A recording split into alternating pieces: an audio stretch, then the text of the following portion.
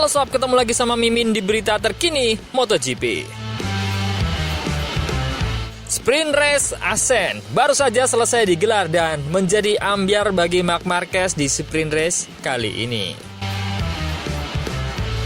Sebenarnya jalannya Sprint Race kali ini kurang berkesan sih, karena posisi 1, 2, dan 3 yang ditempati oleh Pecco, Martin, dan Vinales tak tergoyahkan sejak awal race.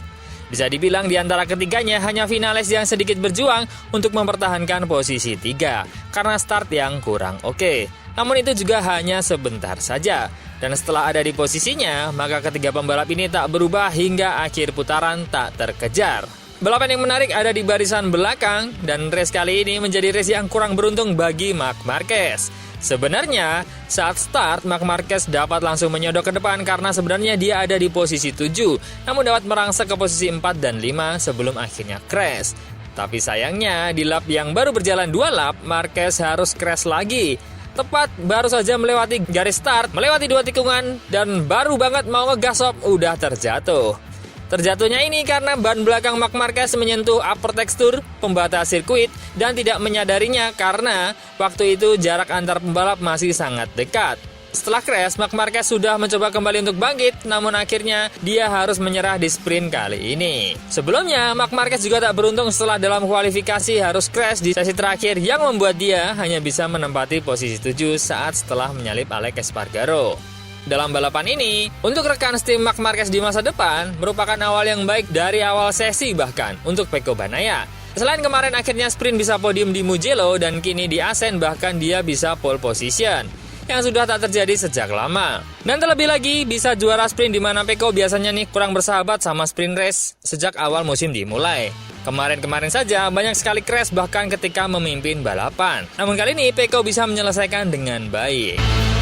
Spotlight lainnya ada di Bastianini yang menggila hingga di lap 5 terakhir, yang naik dari posisi 9 dan merangsak bisa menjadi posisi 4. Terlihat sekali motor Bastianini ini sangat kencang, yang bikin dirinya bisa membalikkan keadaan.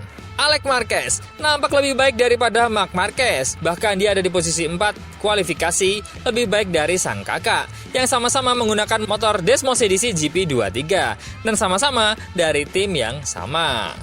Tapi tak kakak tak adik, dia juga apes karena mendapatkan long lap penalti yang akhirnya tidak diambil dan menjadi penalti 3 detik. Dan dia hanya berada di nomor 8, turun 1 grid dan berada di depan Quartararo. Dari tim VR46, Dijia last lap mengambil 2 posisi sekaligus. Dengan start yang buruk dan harus terjebak di posisi 11 awalnya, Dijia melakukan hal gila dan juga bisa kembali mendapatkan posisi 5 di mana posisi awalnya dan posisi startnya dia adalah posisi 5. Dan hal terseru adalah di last lap di mana dia bisa menyalip 2 pembalap sekaligus di tikungan dan straight terakhir, di mana hal yang biasanya itu sulit dilakukan di tikungan dan lurusan itu. Tampak sekali, Dijia lebih piawai menggunakan motor versi ini daripada Marco Bezzecchi. Beralih ke Yamaha belum terlihat perkembangannya. Meski sudah berganti mesin dan banyak sekali laporan update-nya, namun Yamaha masih betah di papan tengah dan hanya bisa mendapatkan posisi 9 oleh Fabio Quartararo. Bahkan Rins lagi-lagi crash. Dari Aprilia, rekan tim Maverick Vinales Alex Espargaro crash horror di lap terakhir. Crash horror kedua setelah di babak free practice tadi. Ya, dan inilah hasil sprint race malam ini.